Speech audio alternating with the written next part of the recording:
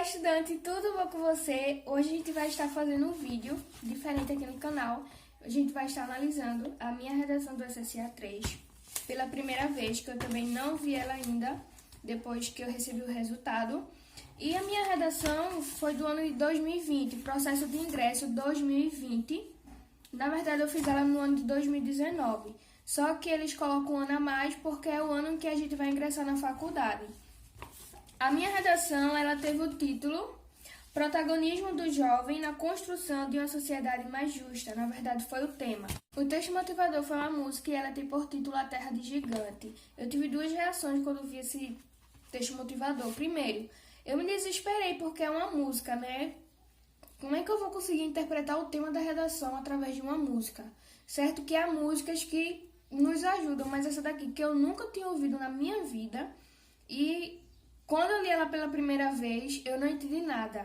Né? Fiquei sem entender o tema da mesma forma, então não adiantou de nada. A gente vendo assim o tema, ele parece ser fácil, né? Realmente, depois que eu já fiz a redação, depois que eu consegui interpretar, ele parece ser fácil. Só que antes, quando eu não tinha conseguido interpretar o texto motivador, a gente no momento do nervosismo, a gente não consegue pensar direito. E eu tive que reler esse texto aqui umas 2 vezes depois. Até que, quando eu estava analisando as frases, vocês lembram que eu falei no vídeo passado que eu dei uma dica sobre como você pode interpretar o seu tema da redação do SSA, analisando de forma assim bem minuciosa o seu texto motivador. E foi justamente isso.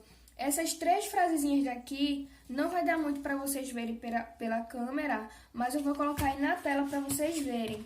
Essas 3 frases, as revistas, as revoltas, as conquistas da juventude são heranças, são motivos para as mudanças de atitude.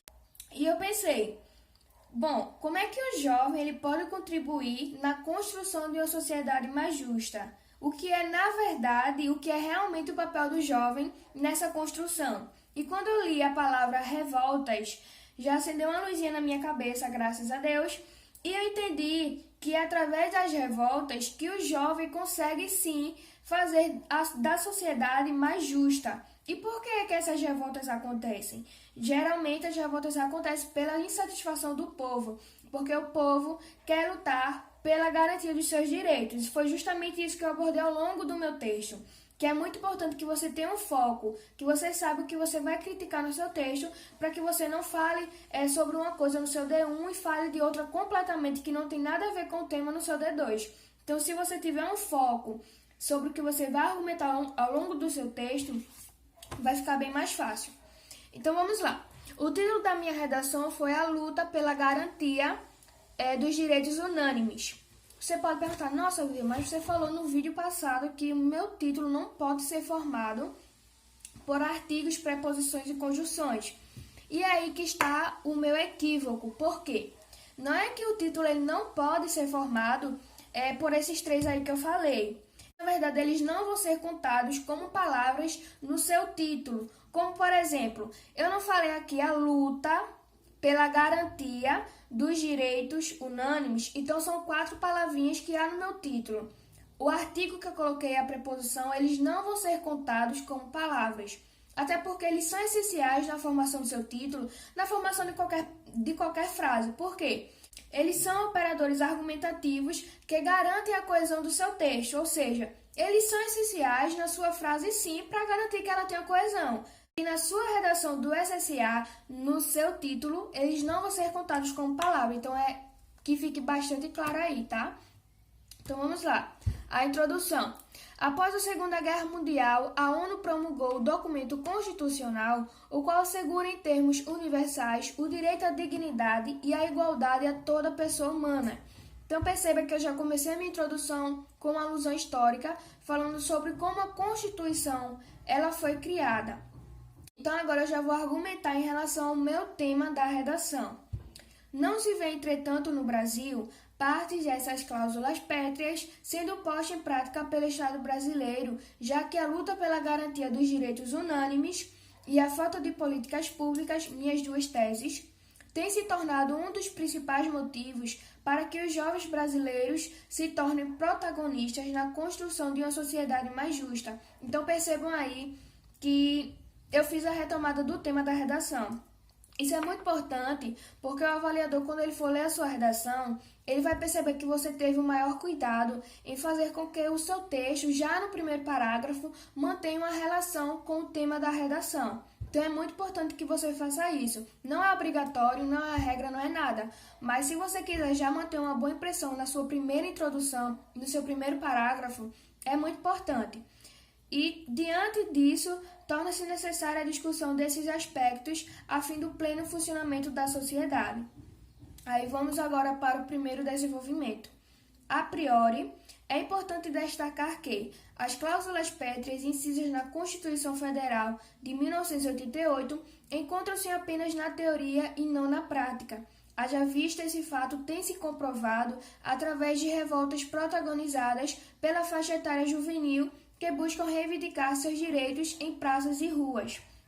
Então aí, eu meio que já expliquei um pouco sobre a minha tese, que foi a luta pela garantia de direitos unânimes.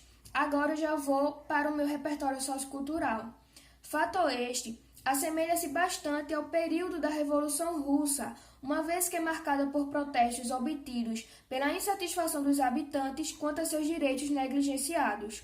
Com isso, o governo federal sente-se pressionado e busca obter meios de mudanças, os quais são eficazes para que a construção de uma sociedade mais justa e igualitária.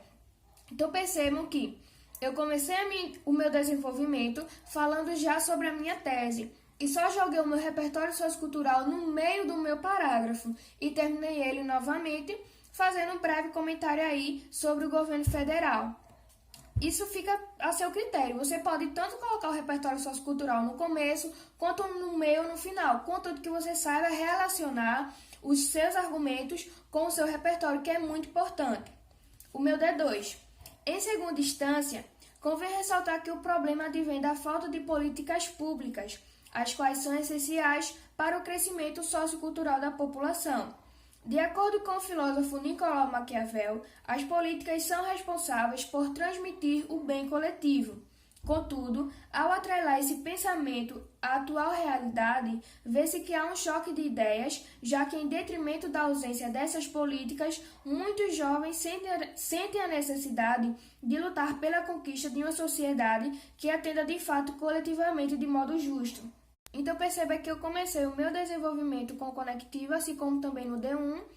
Eu fiz a abordagem da minha tese e eu já joguei o meu repertório sociocultural, que foi uma citação filosófica do filósofo Nicolau Maquiavel. Então, eu fiz diferente aí do D1. Eu não argumentei logo sobre a minha tese, eu já joguei o meu repertório sociocultural e deixei para abordar no final. E aí, no final, eu expliquei a minha tese. Aí, agora, a conclusão.